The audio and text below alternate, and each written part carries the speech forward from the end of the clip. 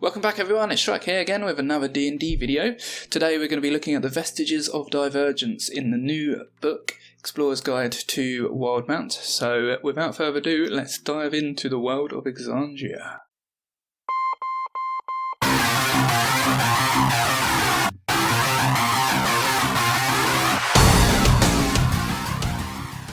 Before we dive into D&D Beyond and have a look at these new items, just want to remind you to hit the subscribe button if you want to see more videos like this, and then if you tap the notification bell right next to it, then you'll get notified when a new video of mine comes live. So before we actually dive into what it says here on D&D Beyond about the Vestiges of Divergence, just a little background. I do watch Critical Role. I have watched Season 1 and Season 2, so I do know about the Vestiges of Divergence. Really struggling to say that word. Vestiges of Divergence. Got it. So I do know about them. I also had the other book from Matthew Mercer, all about the continent of Town Doorway, which also had some of the vestiges in it. So they might redo them in this book actually. Hadn't thought of that before, but quite looking forward to see what they've done with them, if they're in this book as well. I haven't looked at this at all. This is my first look into the Vestiges of Divergence in this book, but as I said, I saw the last one. So let's have a look through then. So I'm not going to bore you all by just sat here and reading all of this text here about them. I do know that there's three basically states that they come in. One is a dormant state, and then it goes awakened and exalted, and the whole point of the Vestiges of Divergence is they also progress with your character. So as your character has advancements, actually it's right here. So yeah, if your character does any of these, in theory the item will start at dormant, then go awakened, and then go exalted. So these items are really, I would say, for more experienced DMs. Tracking all of this as a new DM is probably going to be quite difficult, but if you're an experienced DM, then you should be able to do this really by now. But basically it's not got a mechanical way of going through the states really. It's more down to, say if I read the top one for example, a character overcomes one of their greatest fears, bravely facing an otherwise paralysing phobia to save a fellow party member. That's not really a mechanical thing that you can attribute to a skill in the game, for example. So yeah, it's a bit of a to and fro with the characters really to make this work. Here you go then, so this is the first one, Danoff's Visor. So does it say anything about who Danoff is? No, it doesn't actually. Okay, so I don't actually know who Danoff is. If you do, make sure to put him down in the comments. So these goggles, clear diamond lenses. Oh, he's a Voker. Okay, Danoff Oro to spot invisible enemies and scout areas from afar. I like that. I like the visuals here as well. It looks very cool. Those runes around the lens there look pretty awesome. So in their dormant state, you can see normally in darkness, both magical and non-magical. Okay, that's interesting. So you can see through magical darkness as well, to a distance of 60 feet, so normal distance. Additionally, you have advantage on investigation and perception checks. That's pretty good for the dormant. This being able to see through magical darkness, there's some pretty cool implications. I can think of that straight off the bat. If you've got the darkness spell, you can get everyone in darkness, but you yourself can still see through it, so that's cool. And when it's awakened, it gains the following benefits. So you can see invisible creatures and the inferior plane. Okay, so that's interesting. So that's just indefinitely. So that's cool. It's not like an activation thing and then you can see them. That's just as whenever you're wearing them, you can see invisible creatures. Pretty powerful. Bonus action, you can speak a command word and use goggles to see into and through solid matter. Okay, that's pretty cool. This vision is a radius of 6 feet and lasts 1 minute. So that's what I was expecting on this invisible thing. It lasts so long. But no, they've just given that for free. Solid objects appear translucent, penetrate 1%. Yeah, so there's some limitations there, but still pretty awesome. Okay, next dawn, so that's once a day really. You can see through solid objects for a minute. That's pretty cool. I like that. That's good. That's different. There is in it's either in one of the newer books or in the Anarch Arcana a Warlock could do that through their invocation, I believe. But yeah, I like that, that's good. As a bonus action, you can speak a command word to switch goggles into spyglass mode. While in this mode, view creatures and objects viewed through the goggles are magnified twice as wide. Oh, okay, cool. So yeah, that's nice there. I can't think of any mechanical benefits to that, but it's quite cool. And then Exalted, you automatically detect illusions. Okay, that's interesting.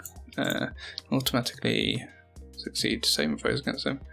And there's a bright aura around a creature that's not in the tree form. Okay, that's interesting because that means if you are putting this in your game, you're sort of saying illusions, magics might as well not be in the game because they're going to be seen through straight away. Yeah, not sure how I feel about it just automatically does it. What do you think? Am I just being a bit too harsh on it, saying that that's too much, or do you think it'll be fine? As an action, you can do an anti-magic field spell from your visor. Okay, cool. I like that. That's good. Yeah, not sure about that one because I feel like from that point on, you can't really have an illusion mage without it just unraveling straight away. Yeah, cool. That's a good first item. I really like the visuals here as well, and I know a few people I've played with who would definitely like to get their hands on something like that. Right, next one. Several of these spellbooks are gilded pages. Okay, so it's a book. Page of a column. Right, so dormant. Most of the book is blank, but the following spells are okay. So it's like a spellbook with a load of cool stuff. Oh, it's got teleport in there. Prismatic spray. That's quite a good one as well. Oh, Fateful Hand. Yeah, okay, spellbook. So you can use the spellbook and you can scribe new spells into it as normal. When you prepare spells using this book, you can prepare one more spell. Okay, that's good. That's good for wizards. I haven't actually seen magic spellbooks as such before, so this is quite cool. So when it reaches its awakened state, while you're carrying the spellbook, you have advantage on saving throws against spells and magical effects. Okay, that's pretty useful. When you prepare wizard spells using Grimoire, not Grimoire, I keep on adding an L in that. Grimoire as your spellbook, the number of spells you can prepare increases by 1 again. Okay, so you've got 2 more than normal then. So Exalted, you can now use your arcane recovery twice before. Okay, that's pretty good as well. When you prepare another. Okay, so there's nothing major or game breaking, but very handy for a wizard. I can definitely see that. And all of these spells that you gain just from the offset is also pretty handy for a wizard, because some wizards do end up very they don't have enough spells if the DM doesn't give them out in scrolls, really. Right, so yeah, I like that one. That's good. Nice little visual there. I think I prefer this visual, but you know, it's not a contest. Right, Hide of the Feral Guardians. There's an armour. Okay, so gift from Melora. So Melora is the goddess of the wilderness, I believe. There's the Calamity. So in case you don't know, the Calamity is a historic event where basically gods started fighting on the material plane, and yeah, it didn't go very well. Right, so Dormant, +1 to AC, that's cool. While you're transformed by an effect that replaces any of your in-game stats, okay, that's interesting, with those of another creature, you have a +1 bonus to melee attacks and damage rolls. Oh, cool, okay. As an action, you can use Polymorph on yourself. Transforming into a giant owl while retaining your attack. Okay, cool. So this looks like it's probably going to be an item which is all around transformation. I can see down here it says polymorph again before reading it. So +2 while you're transformed. Okay, so it just increases it to a +2. And then you can now turn into a cave bear. And is this going to be the exact same? Yes, that goes up by 1. That goes up by 1. You can now be a guardian wolf, which he has kitted out here. Okay, that's really interesting. So that's cool. I wonder, so studded leather. So studded means, so if you're a druid, you can't use metal armor or weapons. but I think it's sort of up to the DM if studded counts as metal, because they are usually metal studs. So yeah, I can see this being used on a druid maybe, if it's allowed. If not, maybe like a barbarian or something like that, but that's cool. I like that, that's good. Right, Infiltrator's Key. So, Skeleton Key, during the Age of Arcanum, so that was a time when magic went a bit mad in the history. Right, so Dormant. The key can be used as thieves' tools for the purpose of opening locks. When using the key, you're considered proficient. Okay, so even if you're not proficient, you become proficient and have advantage to open locks. I like it. While holding the key, your steps are muffled, giving you advantage on dexterity stealth checks. Okay, cool. Yeah, that's good. Good first step. Awakened. While holding the key, you can use your bonus action to transform the key into a magic dagger or back into a key. While it's in the form of a dagger, you get +1 to attack rolls and damage rolls, and it returns to your hand immediately. Oh, okay, cool. So that's something that quite a lot of rogues would like, that it returns immediately to your hand, so you don't have to go and pick up your daggers after you throw them at the enemies. So that's pretty cool.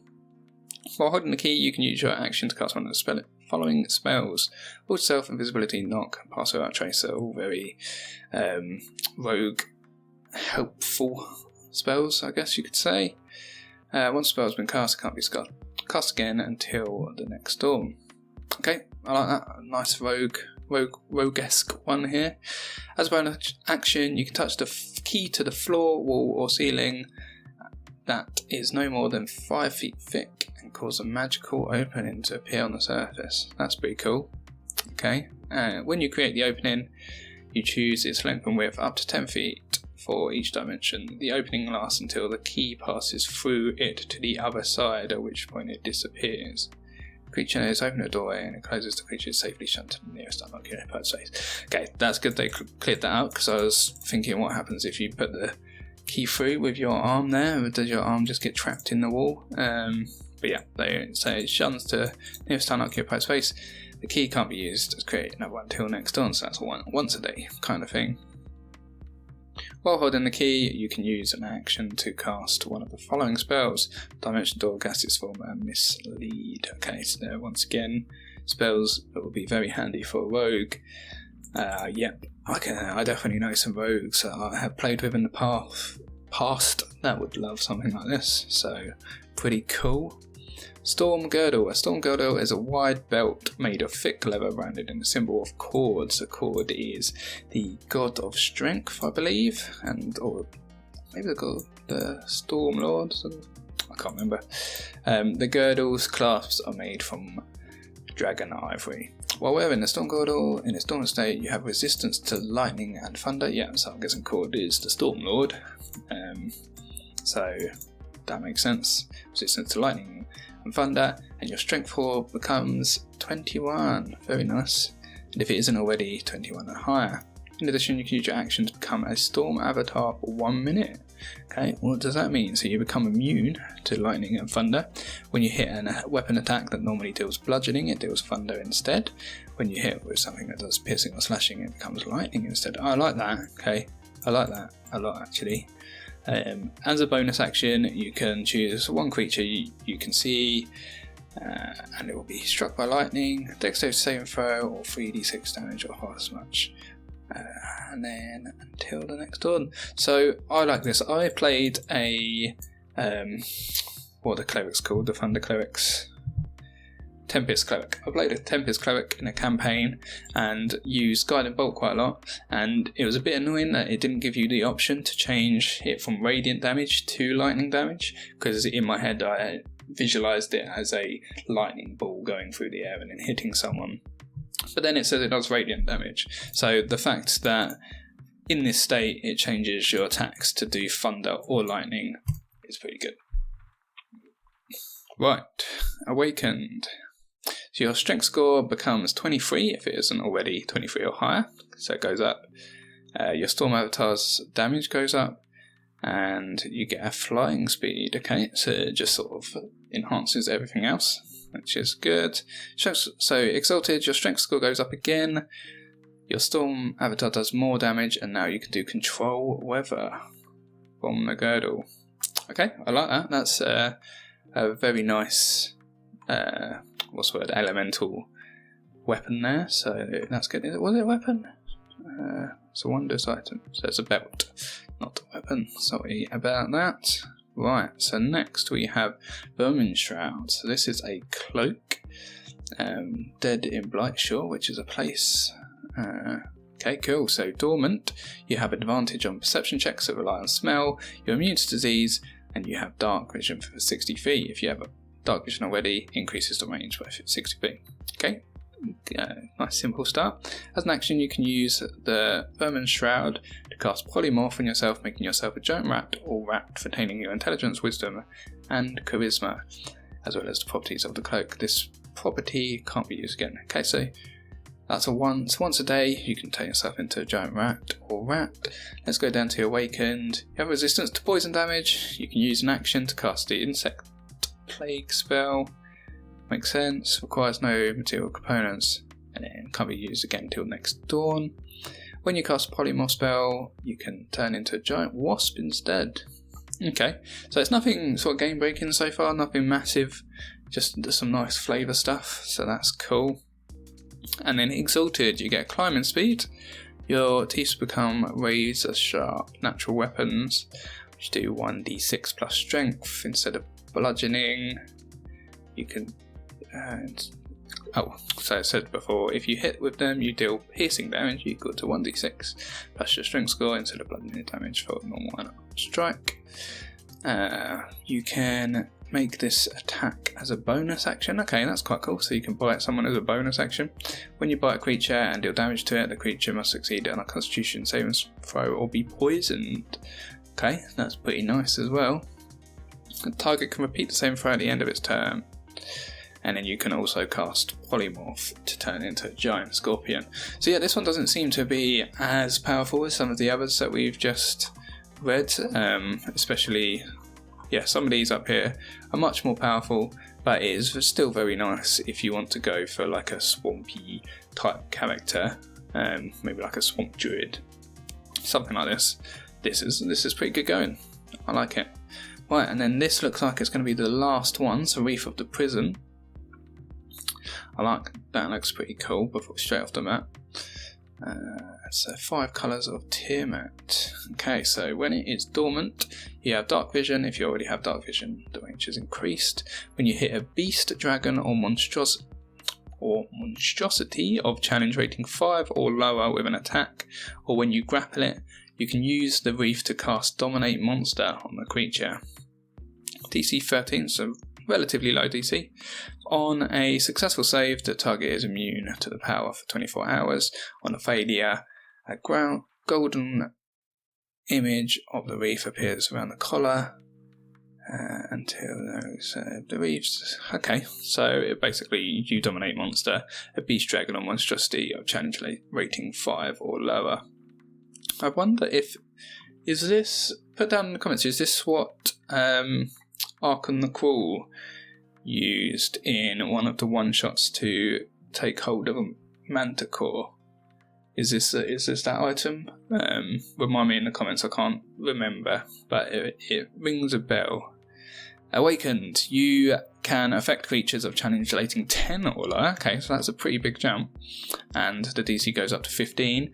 And then when exalted, it's challenge rating 15 or lower with the Reef, and the DC increases to 17. Okay, so that's pretty cool. That's some good domination there. I don't know off the top of my head what 15 dragon, beast, or monstrosity.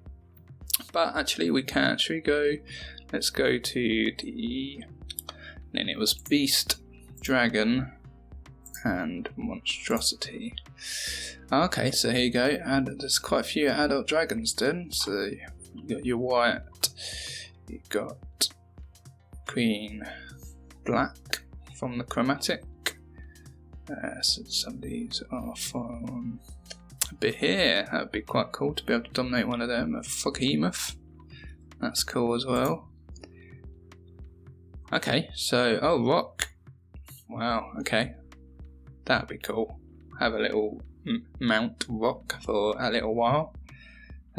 Young gold dragon. Cool. Oh, and a young red shadow dragon. Okay, cool. I like that. Let's go back to the book. Okay, so all in all, I think they're pretty good. I am going to say that my favourite is probably, if I was a player, would probably be this one, Danos Visor. This ability to see all invisible creatures and the ability to detect illusions is a bit crazy. From a DM point of view, giving it to a player, I think this Infiltrator's key. I think there's some really cool stuff there for a rogue. Especially the rogue's abilities to now cast spells would be pretty cool. So actually I'm going to change it. Danos Visor, you've been demoted. Infiltrator's Key is now my favourite out of all of this. Yeah, but they're all pretty good. I don't have a complaint about any of them. I would happily put them all in my game. The only thing I might...